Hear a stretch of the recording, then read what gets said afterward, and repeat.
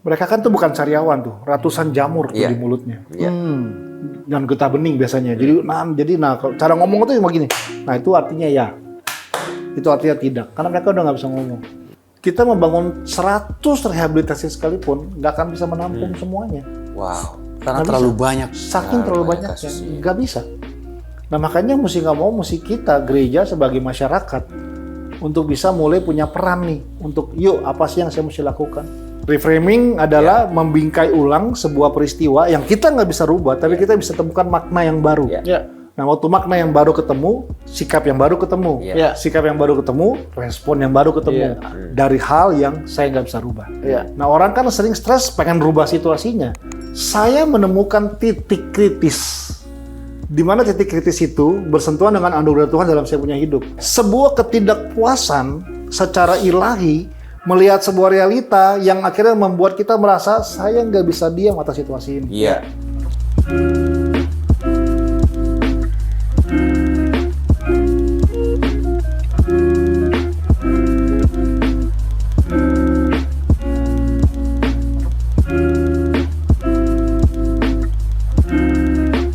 Oke, sahabat Bible and Coffee, kita ketemu lagi di episode yang kedua dengan bintang tamu kita.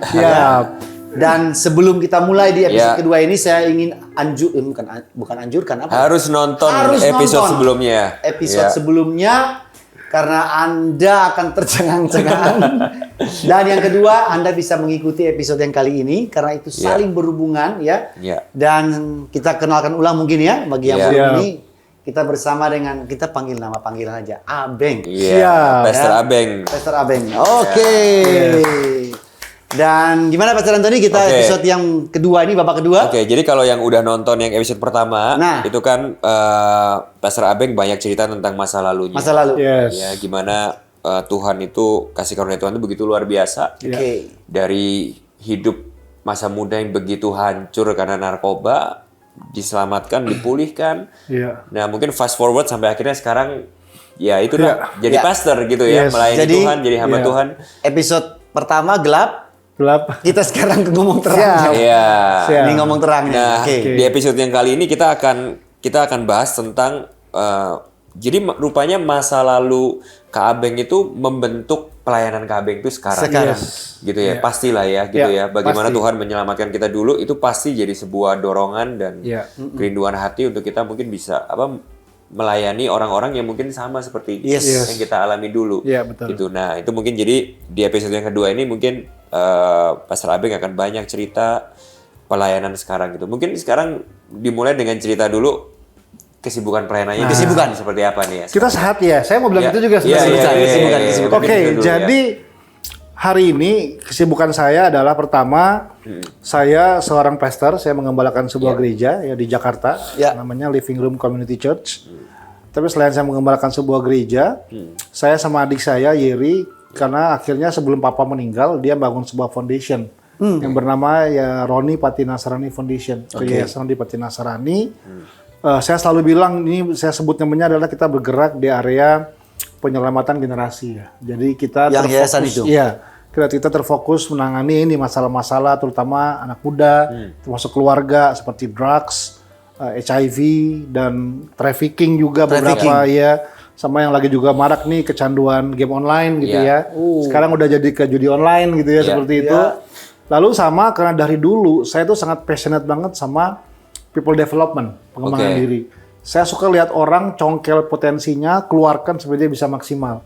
Jadi saya bangun sebuah, dibilang perusahaan sih nggak besar-besar banget. Spotter ya? Ya, namanya Spotter Training and Coaching. Nama Spotter itu dari nama kan Spotter itu sebenarnya istilah militer. Ya. Spotter itu adalah partner jadi sniper. Ya kan, jadi kalau ada sniper, dia spot baru snipe. Nah, jadi yang nembak justru sniper bukan spotternya gitu. Jadi saya cuma kasih arah, dampingi, tapi the hero-nya adalah snipernya. Nah, jadi itu saya bangun, baru ya saya punya coffee shop kecil, nggak sebanding Livingstone sih sebenarnya. Jadi saya ini menarik. Saya kayak Anthony, saya cinta kopi banget. Kopi itu banyak pembelajaran dari kopi yang saya belajar. Nah, tapi semua itu punya satu benang merah. Kenapa saya mau kerjakan itu semuanya? Karena satu benang merah inilah yang kalau saya bilang namanya the hidden calling yang saya bangun dari saya bertobat tahun 99 sampai hari ini. Bahwa saya mau memberi diri saya untuk menemukan orang-orang yang mungkin dunia udah bilang nggak bisa ada harapan, sehingga mereka bisa temukan sebuah jalan keluar dan harapan yang baru. Nah, itu ujungnya hari ini ya. Nah, saya mundur nih sekarang. Tapi sebelum lanjut, tadi justru aku mau nanya gitu ya, kenapa living room community? Living room mirip itu kan living gitu kan, suka living gitu ya. Karena ruang keluarga. Itu bahasanya. Oke. Ruang keluarga tempat kita bisa jadi be yourself, kita bisa ngobrol, lepasin semua urusan kantor, curhat, kerjaan, kita bisa bicara apa saja, ngobrol apa saja gitu ya. Dan beragam gitu ya. Jadi memang di tempat kami itu saya sebagai gembala, tapi kita punya leadership team juga ada gitu ya. Adik saya Yeri di situ, sahabat saya namanya Pastor Fendi Stephen. Nah ini juga saya mesti diundang nih orang, doktornya emang pinter banget gitu ya. Memang agak-agak ngetik juga lah gitu ya. Ya masuk juga beberapa satir-satir rohani juga dia suka juga lah dengan dia punya statement-statement gitu ya. Jadi yang ini reform banget, yang saya mungkin karismatik banget gitu ya. Tapi kita bisa berjalan sama-sama dengan perbedaan yang ada dan kita baru berjalan 10 tahun lah. Nah kira-kira seperti itu ya. Nah tapi ini semua dimulai ketika saya bertobat nih. Saya mau bangun lagi saya punya hidup. Saya mau karena saya rasa Tuhan kasih kesempatan kedua. Ini nyambung dari episode pertama ya. Jadi, masa-masa itu. Waktu saya mau memulai bangun lagi saya punya hidup, memulai menata ulang kehidupan saya dihadapkan dengan sebuah realita. Gue mau ngapain ya sekarang? Setelah bertobat? Iya, waktu itu. Sekolah nggak beres. Masa lalu hancur. Saya mau kerja di mana? Kira-kira perusahaan mana yang mau terima saya sebagai mantan seperti ini? Kalau di CV-nya tertulis dulu adalah mantan pecandu narkoba. Orang tua mana yang rela mau kasih anak gadisnya dinikahkan kalau dia tahu latar belakang saya seperti apa? Jadi waktu itu saya udah tinggalin semua jadi. Tapi setiap saya mau maju ke depan, itu kayak ada rantai masa lalu yang masih tarik, nempel ikut saya. Terus kemanapun saya pergi. By the way, stigma itu nyata ya, it's real ya. Itu real banget. Itu real banget. We can talk about it in another session ya. Oke. Nah, yang kalau boleh saya pengen ini hilang di hidup saya. Tapi saya nggak bisa rubah. Yang tadi yang di episode sebelumnya saya bilang, saya nggak mungkin bisa rubah masa lalu saya. Ya mau saya doa 40 jam nonstop, mau saya puasa 40 hari 40 malam. It happened. Mau kalau orang Ambon bilang mau goyang kaki Tuhan sekalipun. Sampai tak goyang-goyang nggak bisa. Nah jadi itu pergumulan di awal saya. Mau maju nggak bisa. Sampai akhirnya saya ambil satu decision dalam saya punya. Balik lagi decision. Saya ambil keputusan dalam hidup saya adalah saya harus berdamai dengan masa lalu saya. Saya seperti kayak berkata sama masa lalu, thank you, harganya mahal. Disuruh ulang saya nggak akan mau ulang, tapi saya nggak bisa rubah ini menjadi part of my life, bagian yang akan menyertai perjalanan saya. Nah disitulah baru saya mulai mengalami sebuah terobosan dalam apa yang saya kerjakan. Saya berdamai dengan masa lalu saya. Nah waktu saya mulai berdamai dengan masa lalu saya, di dalam perenungan saya mulai mencoba menemukan definisi yang baru tentang apa yang saya nggak bisa rubah. That's good. Ya, orang bilang namanya reframing. Reframing adalah membingkai ulang sebuah peristiwa yang kita nggak bisa rubah, tapi kita bisa temukan makna yang baru. Nah, waktu makna yang baru ketemu, sikap yang baru ketemu. Sikap yang baru ketemu, respon yang baru ketemu. Dari hal yang saya nggak bisa rubah. Nah, orang kan sering stres pengen rubah situasinya. Tapi saya mesti terima saya nggak bisa rubah, tapi saya harus temukan makna pembelajaran yang baru dari ini. Nah, di pembelajaran baru itu ini yang saya temukan. Kalau saya harus alami semua ini, mungkinkah agar satu hari nanti, mungkin akan ada orang-orang yang akan melewati jalan yang pernah saya lewati. Kalau dulu saya harus berjuang sendirian, kali ini setidaknya mungkin saya bisa ada sama mereka, duduk sama mereka, berbagi sama mereka, dan beritahu sama mereka, kalau dulu saya juga pernah hancur sama seperti kayak kalian, tapi hari ini saya ada di sini, artinya kalian yang sedang berjuang, pasti juga bisa sama seperti saya hari ini. Nah, itu yang menjadi awal perjalanan saya. Itu yang saya pegang, saya keep. Tapi hari itu ditanya mau ngapain belum tahu. Akhirnya ya bertobat. Apa yang saya lakukan pertama? Ya sekolah Alkitab. Itu dulu kan. Ya udah saya sekolah Alkitab. Mungkin karena itu sekolah yang bisa terima kita apa aja itu. Wah ini makin panas ini kayaknya ini kita ini. Oke. Waduh. Ya. Tapi kan itu. Ya saya jujur aja di kelas saya sekolah Alkitab dulu isinya anak-anak bandel semua. Bandel juga. Yang nggak diterima di mana-mana. Tapi waktu pertama kali bertobat itu belum ada keinginan untuk langsung jadi pendeta gitu. Jadi keinginan pertama saya adalah saya pengen kenal Yesus. Oke. Itu yang Nah, ngedorong masuk sekolah Alkitab ya. Iya, jadi saya belajar, saya baca Alkitab, saya mulai semuanya. Iya. Nah, tapi akhirnya sampai ya ujung-ujungnya saya masuklah di sekolah Alkitab. Iya. Saya mulai pelayanan di dalam gereja, dalam gereja lokal. Saya mulai masuk dalam pelayanan yang orang bilang namanya pelayanan mimbar gitu ya. Saya mulai dari main musik dulu, mulai sharing dan semua aja udah mulai. Saya membangun dunia saya di pelayanan saya. Iya. Saya mulai ketemu sama orang-orang. Nah, saya di situ saya ketemu dengan bapak rohani saya, Pastor Jonathan Patiasina. Iya. Nah, kita mulai bangun hubungan sebagai seorang bapak dan anak rohani. Dia waktu itu di Melbourne, dia setiap datang ke Jakarta, ketemu kita, dia ngajar beberapa anaknya pemuritan. Sampai di satu titik, kita manggilnya Kak Jo. Kak Jo ngajar, dia sedang mengajar ke beberapa anak pemuritan. Waktu dia lagi mengajar, dia mengeluarkan sebuah statement yang rubah hidup saya. Dia bilang seperti ini. Mengharapkan sebuah perubahan tanpa memutuskan terlibat di dalamnya adalah sebuah bentuk pengkhianatan. Wah, itu statement itu kayak di sini saya gitu ya. Kita pengen berubah, tapi kalau kita nggak mau terlibat di dalamnya, itu seperti kayak sebuah pengkhianatan. Hari itu saya berdoa, Tuhan, kalau ada yang saya mau Tuhan saya nggak mau Tuhan jumpai saya sebagai pengkhianat di muka bumi ini. Disitulah saya mulai akhirnya putuskan, oke. Saya harus temukan tanda kutip mimbar yang berbeda dalam perjalanan kehidupan saya. Kita punya bahasa di gereja dulu ya dan anak muda ya. Saya mau belajar dikenal jadi orang yang tanda kutip nggak jago kandang lah, istilahnya seperti itu ya. Yang cuma hebat, karena orang Kristen sering digambarkan seperti itu. Hebat nyanyi, hebat lompat-lompat, tapi nggak ada sebuah dampak yang dia bisa temukan untuk sentuh siapnya. Nah disitulah saya mulai putuskan akhirnya, oke, kita mulai belajar bangun sentuh hidup seseorang semua. Nah, kata yang harus terlahir dalam perjalanan kehidupan saya untuk mulai sentuh ini, nah kata ini muncul nih, compassion, belas kasihan. Yang sekali lagi itu bukan lahir dari kita, udah jelas banget. Tuhan berikan sama saya untuk saya bisa lihat seperti Yesus melihat sebuah kehidupan.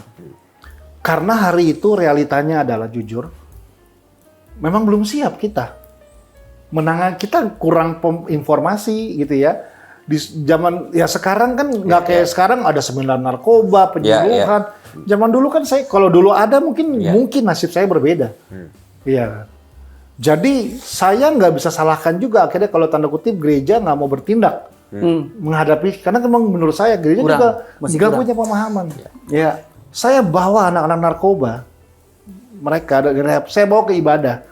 Ya, jadi cerita lagi deh gitu. Panik, gereja panik. Bukan panik, Pak. Kursi mereka duduk ditali rapiahin, Pak. Ditali rapiahin, Bung. Saya tanya sama penggembalanya, Pak, kenapa ditaliin? Ini jawabannya, saya nggak bohong. Nanti kalau remote AC gereja hilang, siapa tanggung jawab? Tuhan. Oke. Detik itu juga saya panggil, kita keluar semua dari sini. Keluar semua, kita nggak jadi ibadah hari itu. Itu satu dari beberapa macam hal. Adik saya, Yeri, masuk sekolah Alkitab, ditolak. Kamu kayaknya otak kamu nggak akan cocok kuat belajar di sekolah ini. Karena sudah mendengar cerita. Dengar cerita dan pengalaman masa lalu. Nah, itu akhirnya, tapi itu menjadi tantangan buat saya. Nah, sampai akhirnya Tuhan mulai bawa kami dalam sebuah situasi yang mau nggak mau belas kasihan itu akhirnya bisa muncul. Dimulai ketika satu kali ada seorang gadis mau aborsi, saya ketemu. Datang dan dia bilang, saya sudah pakai segala cara. Itu berdosa. Itu berbahaya. Dan kamu bisa mati, saya bilang. Dia tetap mau aborsi. Sampai tiba-tiba dia bilang, oke deh Kak, saya nggak jadi aborsi deh. Tapi saya minta satu syaratnya Kak. Wah, saya seneng banget. Sebutin apa saja syaratnya. Kakak akan penuhin, asal kamu jangan jadi aborsi. Baik Kak. Saya nggak jadi aborsi, asal kakak jadi bapaknya. Wah. Ciut saya langsung. dalam hati saya ya, lu khotbah jago, ngomong soal kasih jago, ngomong soal penerimaan jago, ditantang seperti itu, diem. Saya nggak punya kata-kata. Nggak kepikir tuh. Singkat cerita, dia aborsi. Wah, saya rasa gagal banget. Saya rasa gagal dengan semuanya. Saya rasa kayak Itu semua yang saya sudah ngomong di mimbar tuh kayak... Tapi itu langsung jadi pengalaman yang membekas ya. Itu membuat saya sadar bahwa rasanya awal ya mau mundur. Karena nggak sanggup. Karena ya itu, situasi seperti itu gitu ya. Dulu kami suka bawa beberapa, dulu di Jakarta itu ada rumah sakit, kalau waktu COVID kemarin jadi terkenal, namanya Rumah Sakit Suliati Suroso. Oke. Itu rumah sakit, kalau dulu dikenal dengan nama Rumah Sakit Final Destination. Final destination. Karena hampir semua yang masuk ke situ, keluarnya peti mati pasti. Iya, final kan. Karena dia nanganin flu babi, flu burung, HIV, AIDS gitu ya. Dulu kadang-kadang saya suka bawa beberapa anak, kita bantu, dampingi mereka, layani mereka. Karena bahkan beberapa pasien, susternya juga udah angkat tangan. Karena kalau HIV itu ya, mereka kan tuh bukan sariawan tuh, ratusan jamur tuh di mulutnya. Dan getah bening biasanya. Jadi cara ngomong itu cuma gini. Nah, itu artinya ya. Itu artinya tidak. Karena mereka udah nggak bisa ngomong. Nah, udah kita bantu gitu ya. Nggak pernah. Maksud saya gini. Disitulah pengalaman-pengalaman seperti itu yang saya putuskan saya mulai masuk. Itu yang buat saya akhirnya bisa memperbesar belas kasihan yang saya bangun dalam hidup saya. Kalau mau jujur, enakan khotbah, Bung. Bicara 30 menit, sekarang 30 menit. Dulu kan 90, sekarang udah makin singkat. Diskon banyak nih. Pulang dapat macam-macam semua dikasih semuanya. Saya nggak pernah tuh dari rumah sakit keluar, Pak Dokter tunggu di ujung. Kami diberkati hari ini. Ini ada persembahan buat Bapak. Nah, yang ada kita mesti kasih, kita mesti belajar. Nah, sampai ada beberapa trigger lagi yang terjadi. Satu kali akhirnya saya di Kota Lumajang. Saya lagi datang ke sebuah sekolah. Nah, waktu saya lagi acara, tiba-tiba ada satu anak, saya ajak ngobrol gitu, perempuan. Saya tanya, tapi dia nggak pakai baju seragam. Nah, saya tanya, Dek, kamu kelas berapa? Saya tanya gitu kan. Harusnya sih saya kelas 2 SMP, Kak. Loh, harusnya. Kok ada kata harusnya? Berarti dia udah nggak sekolah lagi. Asumsi saya, dia mungkin nggak punya uang, nggak mampu. Jadi saya tanya, kenapa kamu nggak sekolah lagi? Terus ini jawaban dia. Dia tunjuk ke belakang, dia bilang, itu Kak alasannya. Nah, saya tengok ke belakang, saya lihat ada seorang ibu gendong seorang bayi. Nah, itu anak saya, Kak, dia bilang. Jadi dia umur kelas 2 SMP, dia memakai narkoba, kelas berat. Dia pacarnya hamilin dia, pacarnya kabur tinggalin dia. Saya diam. Terus dia pegang tangan saya, dia tanya sama saya, menurut Kakak, saya kira-kira masih bisa punya masa depan nggak, Kak? Pertanyaan-pertanyaan seperti itu yang nyebelin banget buat saya. Saya diam, saya nggak bisa jawab. Tapi singkat cerita, akhirnya saya putuskan, oke, saya harus rubah haluan saya. Hal yang pertama saya lakukan adalah, saya harus jujur. Saya cut hampir 60% jadwal pelayanan saya yang di mimbar. Gitu. Saya putuskan, saya harus dedikasikan saya punya hidup, karena saya rasa ini udah, Tuhan kayak jelas banget bicara ini panggilan dalam saya punya hidup. Dan saya mulai sentuh, mulai turun dan mulai dampingi banyak keluarga dan semua. Satu hari ada seorang gadis, dia pagi-pagi bawa abangnya datang ke tempat kita. Hari itu kondisinya samurai itu nempel di sini. Ini luka bacok semuanya. Waktu saya lihat dia, saya kaget. Saya bilang, loh ini bukan UGD, kok dibawa ke sini? Lagi berdarah-darah? Berdarah, udah luka bacok semua. Dia menangis, tolong abang saya, Kak. Nah, jadi ini orang inisialnya namanya R. Dia ini jadi ya pemakai narkoba, dia bandar, dia debt collector, badannya besar gede gitu, dan dia hunter, pembunuh bayaran. Jadi dia lagi pakai narkoba jenis sabu-sabu. Nah, dia lagi pakai, dia ribut sama abangnya lagi, disamurai sama abangnya lagi. Abang kandungnya? Abang-abangannya dia, teman gengnya dia gitu ya. Yeah. Adiknya yang perempuan lari, selamatkan dan bawa ke tempat kita. Nah, waktu saya lihat adiknya menangis dan tolong abang saya, Kak. Saya nggak tahu lari kemana lagi. Waktu saya lihat dia, saya lihat saya 25 tahun yang lalu.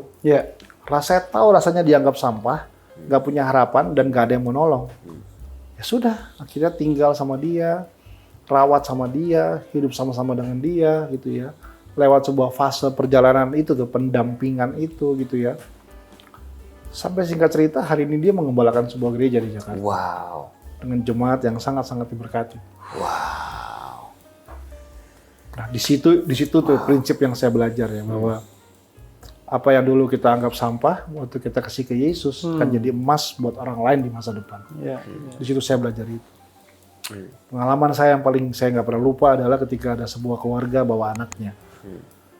Inisial namanya J, umurnya masih muda, 25 tahun lah kira-kira ya. Beratnya tapi nggak sampai 45 kg. Dia pakai narkoba, dia positif HIV waktu itu. Dan waktu dibawa ke tempat kita, orang tuanya pamit sama dia. Dia bilang gini, J, fokus sama kesembuhan kamu aja ya. Nggak usah khawatir yang lain. Butuh makanan, telepon papa. Butuh baju, telepon papa. Papa akan segera kirim, kamu nggak usah khawatir.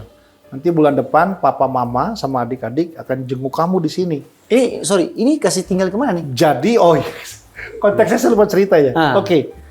Nah, jadi singkat cerita, saya tinggal dengan 2 hamba Tuhan yang saya cerita itu. Oke. Nah, dia ini juga, saya balik, kita mundur dikit ya.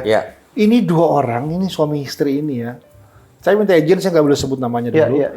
Tapi ini mereka berdua, jadi bayangkan ini dia. Jadi yang laki-laki ini dulunya tadinya dia sebenarnya dia adalah salah satu direktur di sebuah bank yang cukup terkenal di Jakarta. Dia resign. Dia jual rumahnya di Jakarta, dia beli rumah di pinggiran Jakarta, daerah Pondok Cabe namanya, dekat Ciputat situ. Rumah klaster gitu ya. Zaman dulu klaster tuh belum ada banyak. Jadi rumah yang nggak ada pagar, nggak ada kerangkeng, yang rumah model begitu yang. Dan akhirnya dia bilang, kamu tinggal sama kita aja. Nah disitulah saya tinggal sama dia, sama adik saya. Anaknya 2, 1 SMP, 1 SD. Yang SD laki-laki. Anaknya namanya Abraham. Nah, ini orang saya lihat ya, dia bilang gini, dia panggil anaknya, Biam, sini-sini, ya. Ini kenalin namanya Kak Beni. Hai Kak Beni. Nah, mulai hari ini, dia tidur di kamar kamu ya. Oke deh Kak Beni. Ini orang siapa? Ayo Kak Beni ikut. Oke Kak Beni, ini kamar Kak Beni, sekarang tinggal di sini ya. Wah, setiap hari kita di situ, ini si bapak ini, dia pulang ke rumah, lempar dompet di depan saya. Apa? Lempar dompet dia, kunci mobil. Wah, dia nggak tahu siapa gua nih dulu nih. Tapi di situ trust saya jadi kebangun lagi. Oh, masih ada yang percaya sama saya. Saya sudah jadi pendeta ya. Saya sudah bertobat jauh. Setiap saya pulang ke rumah, mama saya masih refleks simpan semua barang-barang. Masih. Karena traumatisnya yang sangat. Jadi kenapa saya bisa hadapi itu? Karena hal gini. Dia pulang taruh kunci mobil di depan saya, taruh dompet di depan saya gitu ya.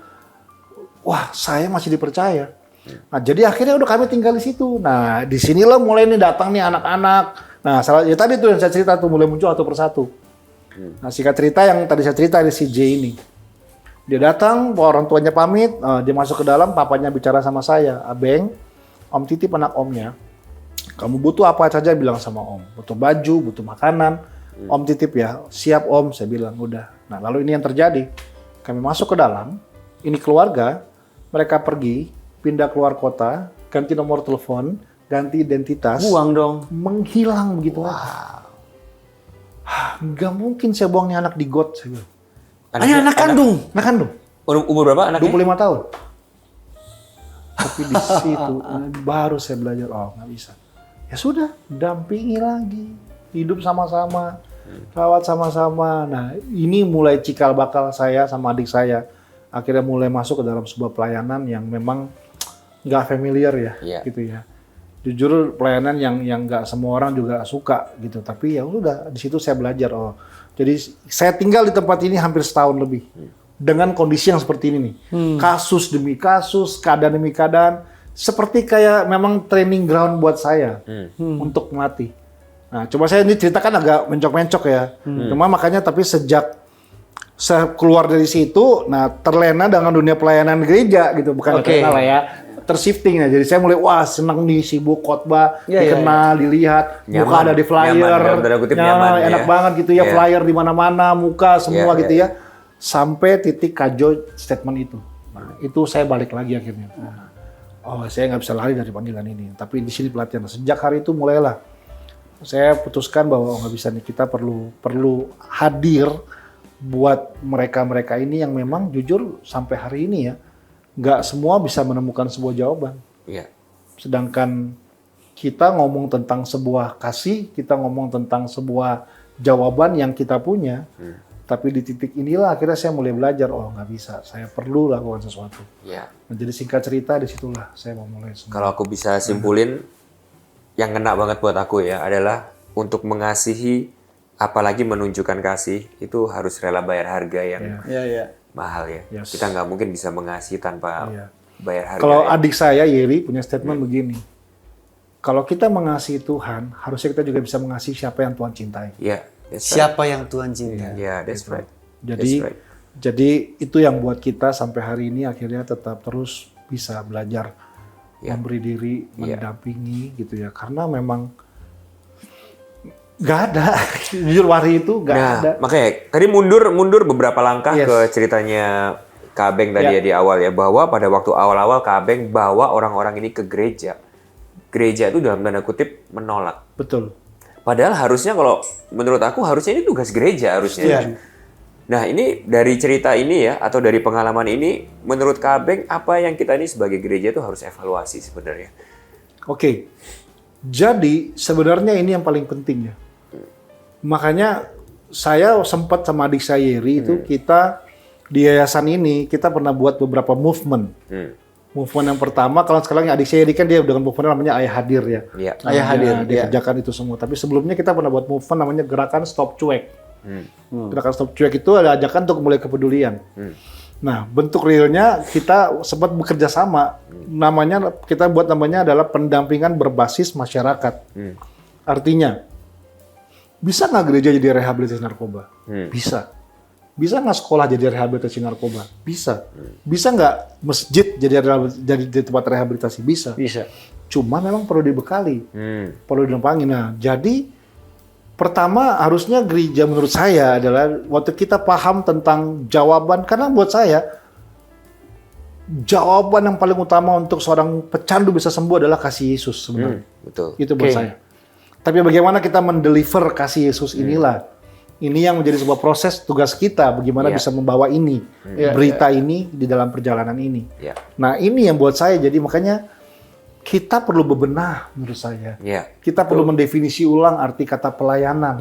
Kita perlu definisi ulang arti kata menjadi berkat, gitu ya. Apakah menjadi berkat cuma tentang kita memiliki banyak hal, orang lihat kita tanda kutip diberkati. Kita perlu definisi ulang tentang siapa yang kita layani, gitu ya. Bagaimana kita bisa lihat, kan ini prinsip ya. Tanpa sadar, ini entah kenapa saya melihat fenomena ini ya. Kita menilai orang karena result, karena hasil. Orangnya baik, kaya, mobilnya banyak, lalu kayaknya terhormat, nah yang ini boleh nih. Nah yang ini nih, rumah nggak jelas, tiap minggu bajunya sama terus. Kalau dari jalan 5 meter baunya udah kecium, nah kalau bisa ini kurang-kurang ini. Padahal mungkin Tuhan belum selesai berproses sama orang-orang seperti ini. Nah, jadi kita cuma lihat orang cuma dari hasilnya doang, padahal sebenarnya Tuhan menghargai setiap proses-proses yang terjadi. Kita nggak pernah tahu bahwa orang-orang seperti ini adalah orang-orang yang one day bisa jadi orang yang hebat. Tapi kita kehilangan kesempatan untuk menyentuh mereka. Nah jadi buat saya ini udah mulai panas nih ya, pembahasan gereja nih ya. Pembenahan di dalam ini penting banget buat saya. Hal yang kita perlu definisi ulang tentang kata-kata ini. Aku pribadi setuju sih ya.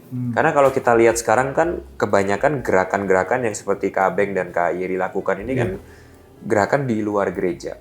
Jadi seakan-akan kayak gereja berjalan dengan dalam tanda kutip kegiatan gerejawinya.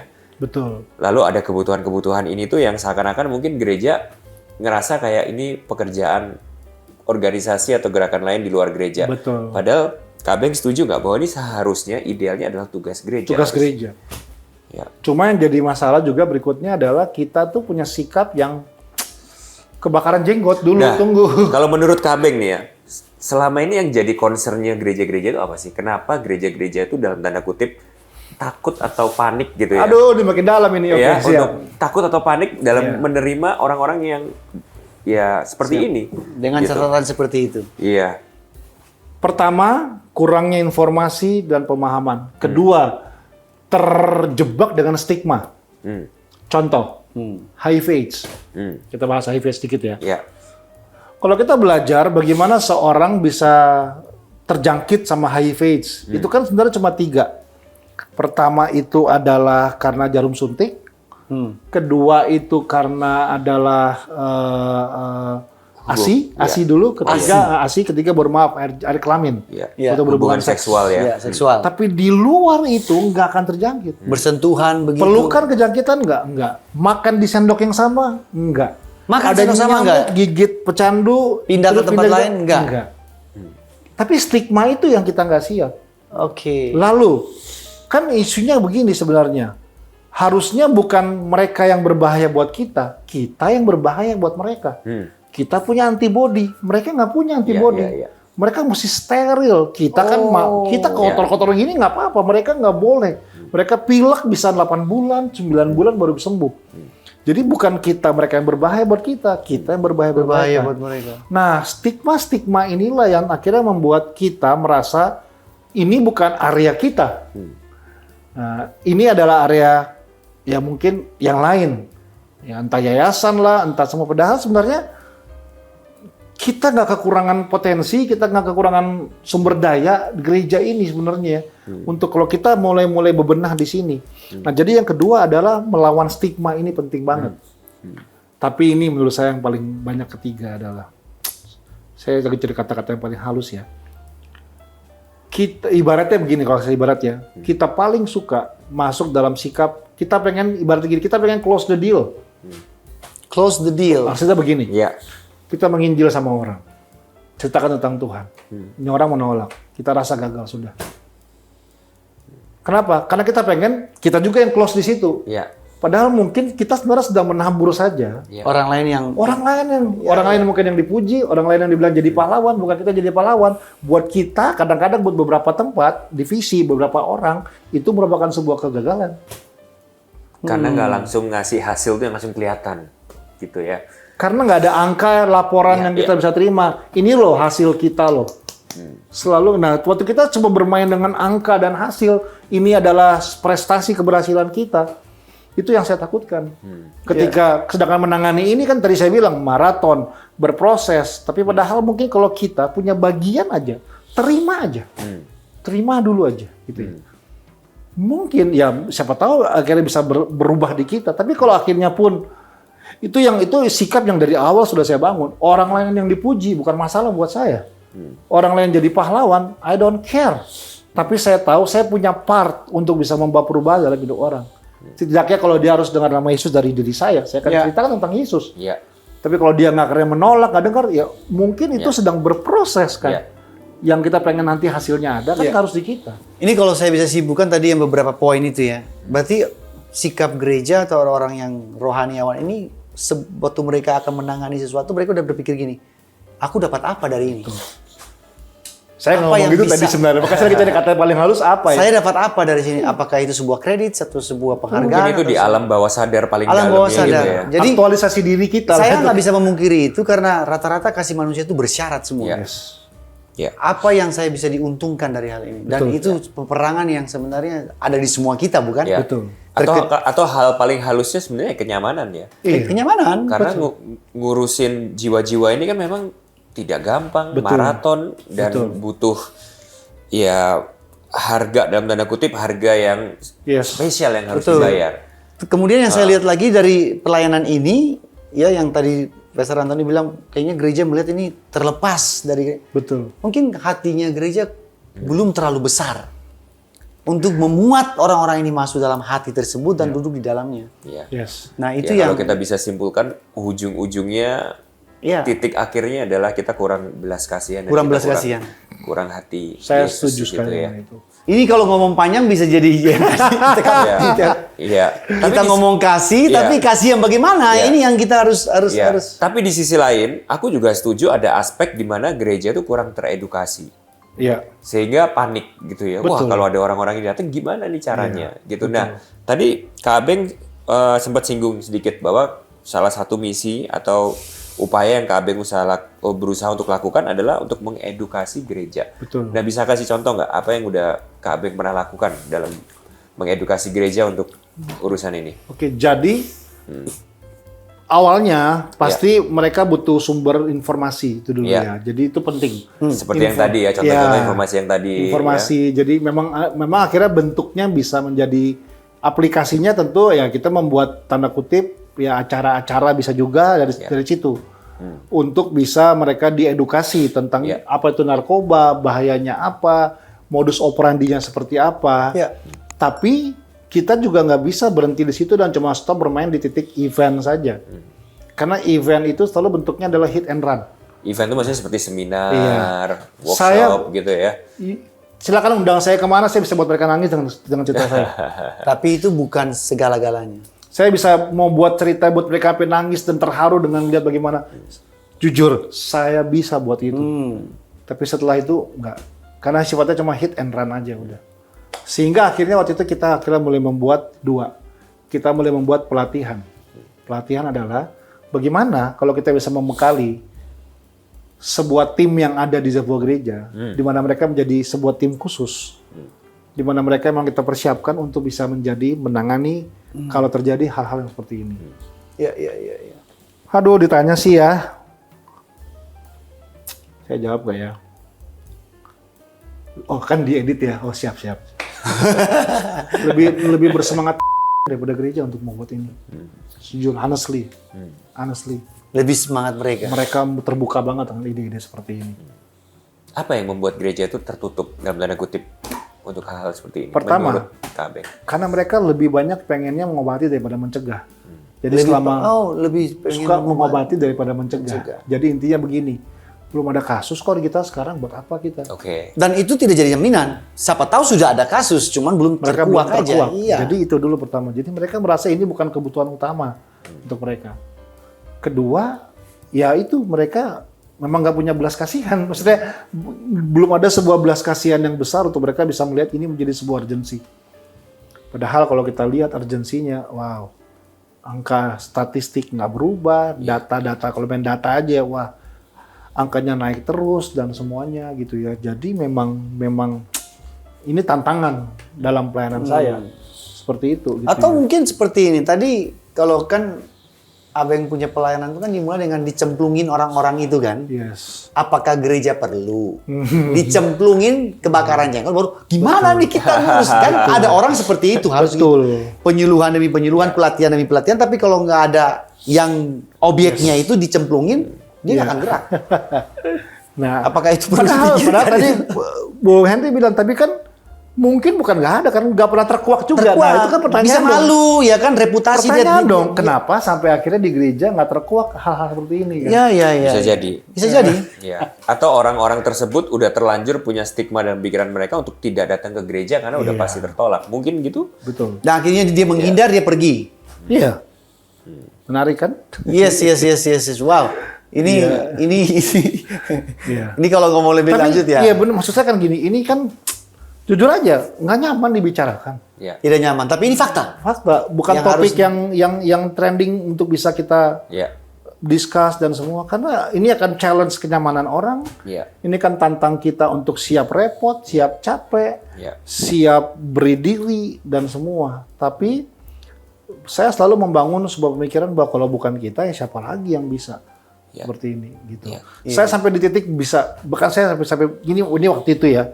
Karena waktu itu saya melihat urgensinya, karena pertama karena kan kita terlibat dengan BNN, kita terlibat dengan kepolisian, itu tugas saya lah masuk penjara, ngambil orang dan segala macam semua dengan kasus-kasus yang terjadi gitu ya. Saking saya lihat urgensi yang besar ya. Saya sampai bilang begini, kamu nggak tahu narkoba apapun, sini saya didik deh, kamu pasti hadapin mereka. Jadi bukan lagi di titik kita dulu pernah punya pengalaman, yang pernah pengalaman bisa dampingi baru bisa. Kalau kita nggak pernah punya pengalaman sekalipun, saya bisa bantu sampai kita bisa punya kemampuan untuk bisa menangani ini. Meskipun kita belum pernah, karena urgensinya. Dulu satu rehabilitasi narkoba, ya paling banyak 40-50 orang. Sempat di Indonesia waktu itu data terakhir adalah 18.000 pemakai. Intinya begini, sampai di satu titik ya, kita membangun 100 rehabilitasi sekalipun nggak akan bisa menampung semuanya. Wow. Karena terlalu banyak. Saking terlalu banyaknya, nggak bisa.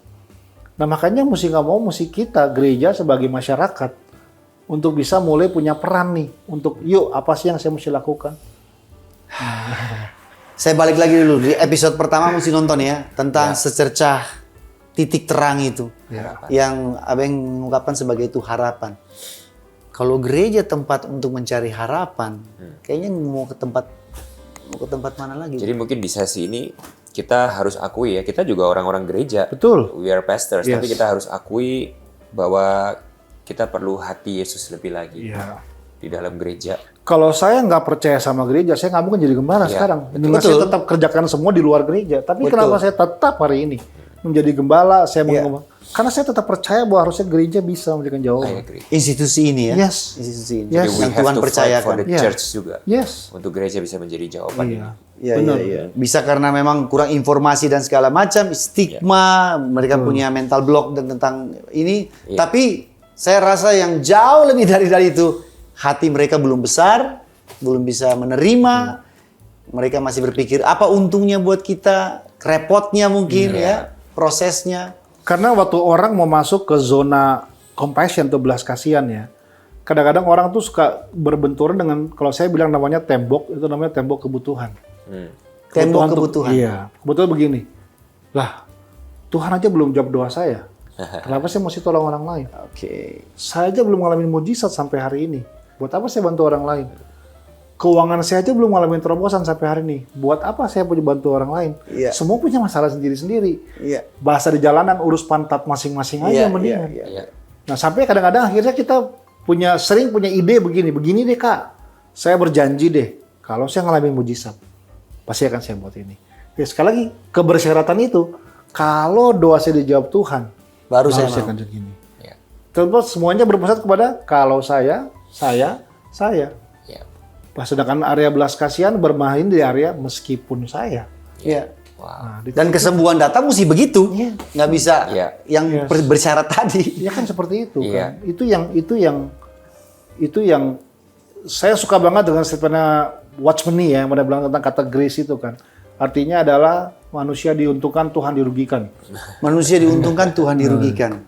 Artinya kita harus siap dengan sebuah realita bagaimana memberi diri ini. Kalau nggak sangat sulit ya kita mengaplikasikan anugerah Tuhan itu yang diberikan sama kita untuk menjadi hal yang real. Betul. Kalau nggak itu cuma jadi pemahaman, wacana, ya udah saya percaya anugerah Tuhan besar buat hidup saya. Tapi ujung-ujungnya kacamata kita adalah anugerah yang besar karena hidup saya sukses, pekerjaan saya baik, keluarga saya baik. Tapi kalau kita melihat keutuhan anugerah Tuhan teraplikasi dalam hidup kita adalah waktu kita bisa beri diri kita sentuh sebuah kehidupan di mana kita bisa lihat mereka bisa menemukan cahaya itu yang dulu kita pernah alami. Iya. Wow. Tapi ini yang menarik juga, Abeng bisa mengambil bagian dalam pelayanan mereka yang seperti ini ya, yang narkoba dan segala macam ini karena punya latar belakang seperti itu. Iya. Sehingga belas kasihan itu kan muncul dari masa lalu. Nah, mungkin ya kita ini merasa masa lalu kita nggak terlalu buruk-buruk amat sih. Jadi itu yang menghambat itu apa namanya? Ujung-ujungnya mereka yang tidak pernah mencicipi anugerah, nggak Itu bisa dia. memberikan anugerah. Itu dia. Jadi kita berasa saya masih lebih baik. Jadi belas kasihan itu tidak bisa terobos hati kita untuk melakukan hal tersebut. Tapi ini menarik nih ya, menarik. Seharusnya kalau orang paham prinsip ini, orang kan paham gini. Kalau mau jujur, masalah bukan cuma narkoba doang. Exactly. Iya, dia memilah-milah dosanya. Gitu kan. Iya. Kalaupun kita bahas di episode ini tentang apa yang saya ceritakan semua, sejujurnya saya nggak lagi ajak semua orang untuk ayo sama-sama kita perangi narkoba. Iya. Enggak. Bukan. Ada masalah kebodohan, ada masalah keluarga, ada masalah korupsi. Tapi saya menemukan titik kritis. Di mana titik kritis itu bersentuhan dengan anugerah Tuhan dalam saya punya hidup. Yang membuat saya nggak tenang, ya ini punya bahasa kita ya, holy discontent. Nah itu bahasanya. Sebuah ketidakpuasan secara ilahi melihat sebuah realita yang akhirnya membuat kita merasa saya nggak bisa diam atas situasi ini. Kan itu ada dua orang lagi naik sepeda motor lihat anak jalanan bagi-bagi koran nggak bisa sekolah. Yang satu mungkin lihat biasa aja. Tapi yang di belakang lihat itu hatinya marah, bergetar. Saya buat sesuatu.